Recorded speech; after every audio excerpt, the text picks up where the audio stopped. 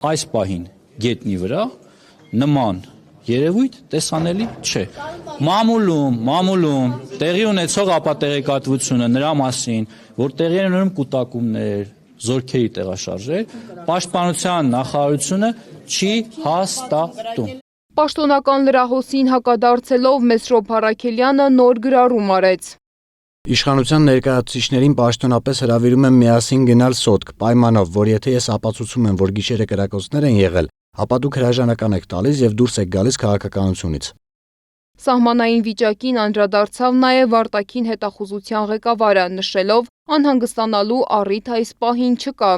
Արդյոք հարձակման հավանականությունը, այս պահի դրությամբ հարձակման հավանականությունը բարձր գնահատելու համար անհրաժեշտ բոլոր փաստերի եւ ազդակների համախումբը բացակայում է, սակայն իրավիճակը արագ է փոխվում եւ մենք հետևում ենք իրավիճակին։